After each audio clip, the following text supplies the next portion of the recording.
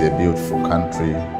It's famously known as the land of Kilimanjaro, Serengeti, Ngorongoro Crater, of course, Olduvai Gorge, Zanzibar, Selous. There are a lot of things that makes Tanzania unique. We are keepers of all sorts of world heritage. So many options. You can go to wildlife areas. We have fantastic beaches. We have fabulous islands in Tanzania, fantastic water bodies. I think we in this country are blessed. We've got the best wildlife. We've got amazing culture. Wow, there's so much to talk about Tanzania. Every region you go, you will always find uniqueness. It is the land everyone would wish to go and stay. People are very friendly, they are very warm, with very nice smiling face and welcoming, very authentic. If you go back into history, our forefathers have set a very solid foundation. Tanzania is a country that has played a crucial role to influence stability in many other countries. Tanzania got its independence in 1961, and we got our independence peaceful. Our father of the nation, Mwalimu Julius Nyerere, declared that we can't be free if the rest of Africa is not free. So soon after our independence, Tanzania adopted a policy of supporting the rest of South African countries, Zambia, Zimbabwe, Namibia, Angola, Mozambique, down to South Africa. Allocate part of its land for the freedom fighters to stay in Tanzania, to contribute to the liberation of other countries in Africa. We were proud of being Tanzanian, a country which was led by Mwalimu Nyerere, the icon of this country. The president who has shown without fear, we must do everything by our own. So this is also the spirit of Tanzanians. We stand as one. It's an amazing place. It has sort of unbounded potential. There's high population growth, there's big plans for development. And I look at the direction of the country where we are heading, and I can only see positive. We are no longer a poor country. We are moving, producing our own things and also exporting our own things. It's one of the countries in Africa which economically is very, very stable. You have all the prospects of growing. It is well developed in terms of infrastructure, international airports, good roads. So when that is combined with the abundance of tourist attraction, that makes Tanzania a very good place to live and work.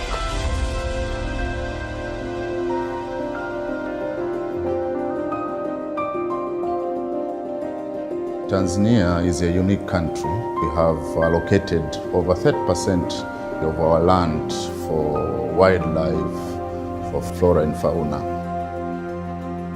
Tanzania actually protects and conserves a little bit more than 33% of its land.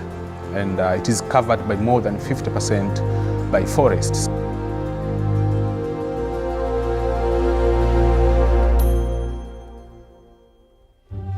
Tanzania is a beautiful country. We have the animals, we have very good and big forest reserves. We have a diversity of wildlife resources, and we cannot be compared with any other country regionally or internationally. We have some incredible landscape, whether it is Zanzibar Islands, the lakes that we have, the amazing wildlife that we have, which is probably the best in the world. It's a beautiful country. I mean, you've got the mountains, you've got the countryside, the Indian Ocean's beautiful. That is the Serengeti of the terrestrial, it is the Serengetis and Manyaras of the marine conservation. Zanzibar Island, Pemba Island, fantastic scenery. But Tanzania goes beyond natural heritage. Tanzanian music, Tanzanian film, our political history, our political positioning, cultural heritage that we have. It's very, very important to preserve and to understand our own culture itself. If you look at all these carvings, it shows you the amount of talent we have. The Makonde carvings, the carving of the Shetani, the spirits, the carving of the tree of life, the family tree, the modern abstracts. It gives a sort of sense of identity to our country. For us, heritage is everything, is a value. We have our food, our aroma, our music, our way of life, how we live. Now, among the efforts that have been put in place is trying to diversify on the number of activities that one can do when they come to Tanzania. So the tourists, when they come, they will visit the national parks. They would also want to visit the area, enjoy the traditional foods. They can buy the local cloth. They can buy any kind of souvenir that are being produced by the local people. Now we're investing towards that direction so that we can improve the experience that a tourist coming to Tanzania would enjoy. We love to see foreigners come over here and enjoy our country. Wherever you go, you don't feel like a stranger. We're very peaceful. The security is great here. And we welcome any visitors coming to this country, and we make them feel at home.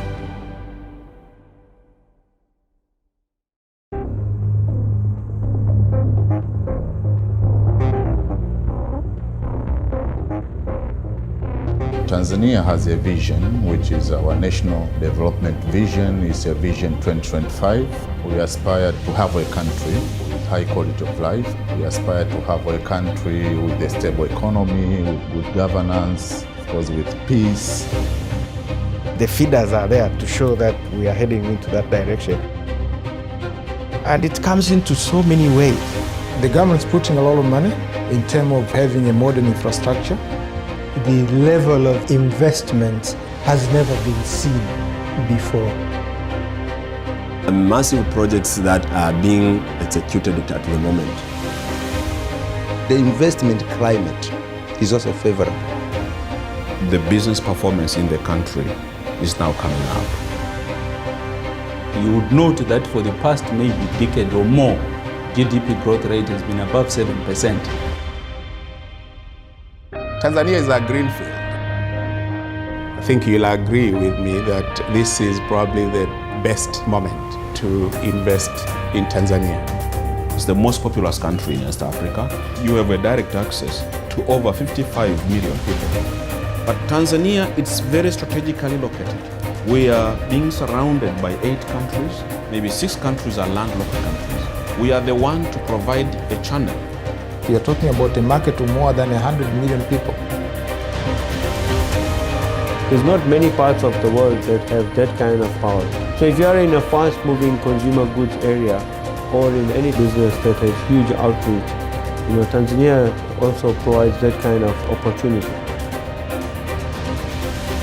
One of the aspirations of the vision to have a land society.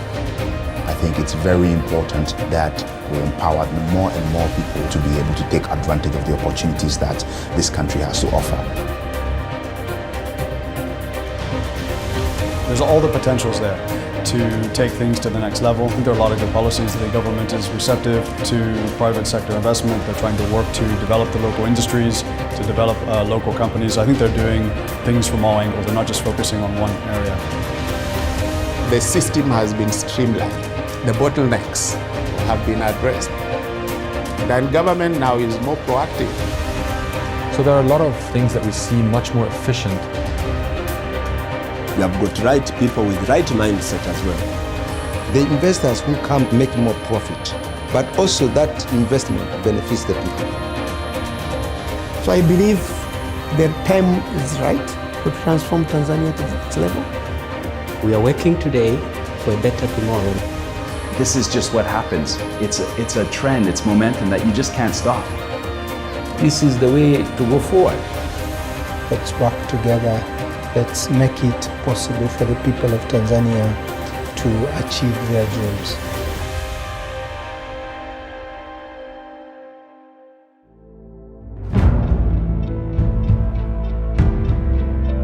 To attain the aspiration of the Vision 2025, the government has done a lot in terms of delivering projects which are going to affect the people directly. We are investing heavily in public infrastructure. If you are going to achieve the goal of being an industrialized country, you need efficient, more reliable transport.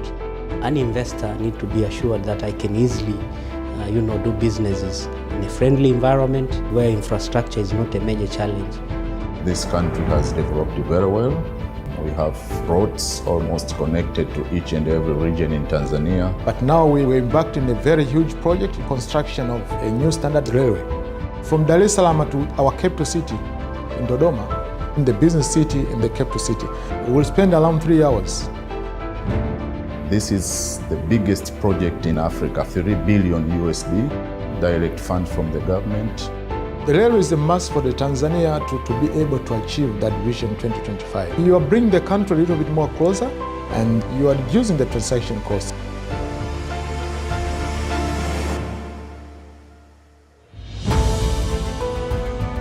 Tanzania has always been quite important in terms of having a strategic location in East Africa. It's really important, especially in a country of 55 million people, modernize and expand the port. We have to make sure that we're efficient, that our costs are reasonable, and that we are operating in a really transparent, fair, and highly productive way. We've been very much advocating this idea of a one-stop shop, whereas customers can do more and more online, trying to work with stakeholders to reduce bottlenecks. By doing this, we can then help to support more growth in industry.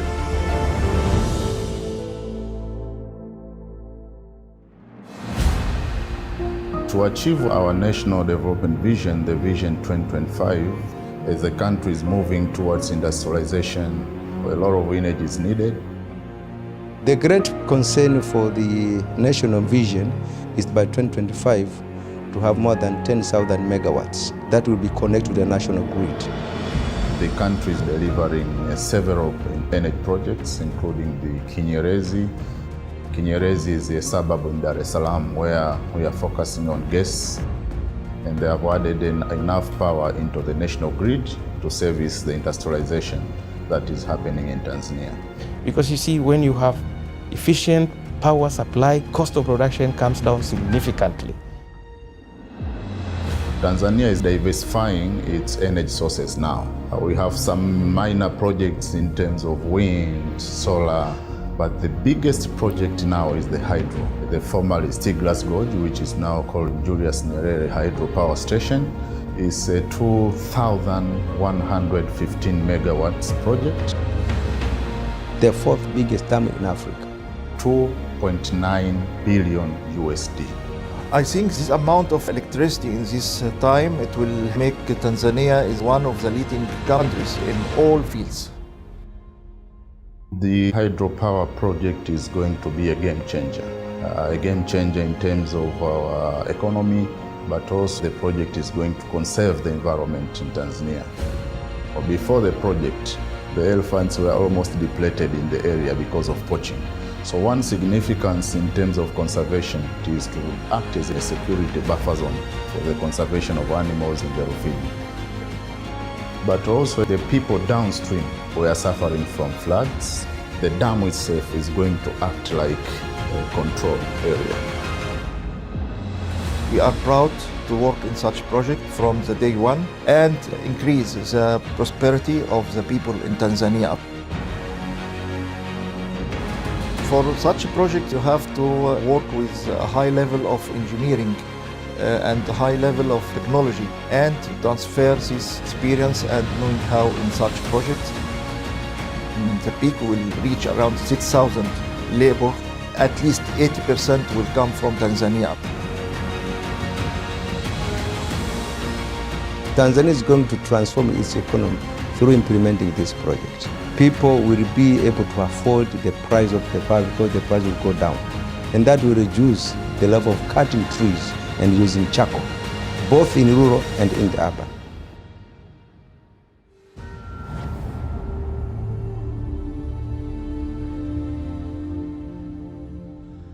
Tanzania is also endowed with a lot of natural resources, particularly on the extractive industry.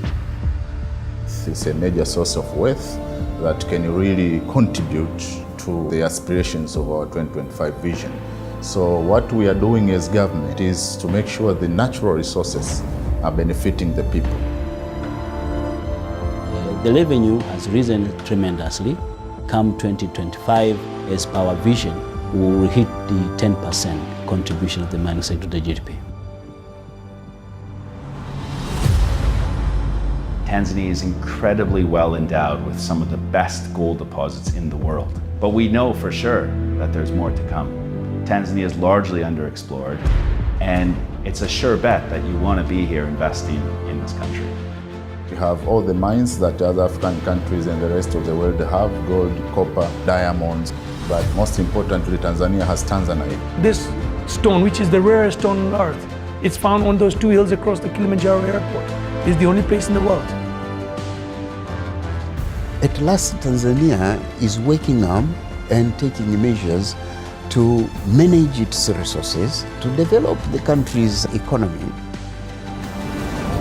Integral to our philosophy as a mining company in Tanzania is benefiting our stakeholders. Now, when we talk about stakeholders, that includes the government, the communities we operate in, our employees, and supplier bases. Probably our most valuable asset is our people. We're now at a record high of above 99% Tanzanians in the workforce. They're incredibly skilled, they're dedicated, they're honest, they're motivated.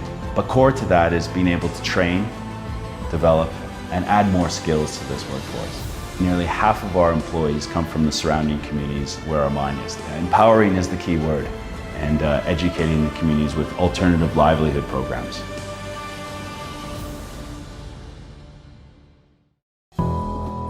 At the moment, the government focuses on developing the industrial sector. What does this mean? There should be sufficient access to funding. It is critical.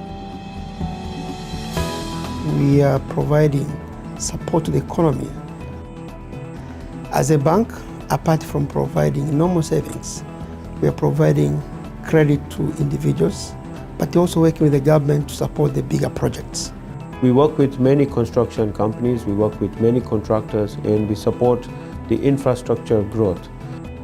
Our contribution to the Tanzanian business is very significant. The value add that we create, the number of jobs that we enable, and the businesses that we support. When you identify drivers for growth, then we align our objectives into that. We want to be part of the solutions of some of the problems that the societies we are serving. The government focus now is really industrialization. Industrialization requires capital, and the financial sector is a critical player. We play a very key role in financial inclusion, especially. Create an environment for the SMEs to start their businesses and to grow their businesses. We offer products that caters for the needs of everyone in this country. And in that context, we are actually saying we are bringing prosperity to our people. There is a growing public confidence in what the government is doing and what the central bank is doing. When you see credits growing, it means industries and businesses are growing, but there is also opportunity for the financial sector at large to continue to grow and be part of this transformation that is happening in Tanzania. Speaking on the communications area, as of today, the use of ICT equipment in Tanzania is on the very high rise. I think there's a huge opportunity in the Tanzania market. We are going to continuously invest to be able to change lives through technology. The backbone of that is connectivity. We have expanded our 4G network across the different regions in Tanzania. Come 2024, 90% will be covered. Everybody is reached. One of the key things that we do in Tanzania is to bring digital lifestyle and digital tools for every Tanzanian, to use technology as a centerpiece of driving economic development in the country. The communications, especially mobile communication in Tanzania, has been the driver to the digital financial inclusion. M-Pesa were one of the products that we are very proud of in Tanzania. We have so far close to 9 million customers that are using mobile money. 45% of the GDP are being transacted via M-Pesa, and that's close to 3 trillion shillings on a monthly basis. We are supporting in a cashless ecosystem in Tanzania, from the supplier to the trader all the way down to the consumer. Tigo Pesa is a mobile money platform started as a simple remittance business, transferring money from point A to point B. Today it's evolved into a fully fledged financial services provider, offering a payment platform for merchants, offering loans and savings. This ecosystem enables people from all parts of the country to get access to financial services that ordinarily they would not have been able to access. I believe there is a lot more that we can do, and we can grow these services to make sure that we digitize completely cash in Tanzania.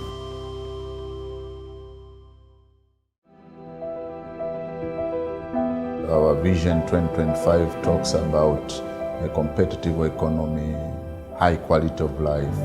So every day we endeavor to transform our life from one stage to the other. Tanzania is one of those places that I would say has got everything, right? It's a great place to visit. It's a great place to live in. There are humongous opportunities, well-established infrastructure. Tanzania is a country that has put in place all that is necessary to secure their interests. There is a lot of excitement, a lot of energy. The government is a very strong government. You see a lot of transparency and a tone set from the top. If you look on the infrastructure being created by the government, building roads, railways, hydropower. There's a lot that has been done. So these are reforms with the President Magufuli in power that are really adding up to our economic ability to serve the people, transform the country, and making sure that Tanzania, much as we are peaceful, but economically people are also happy.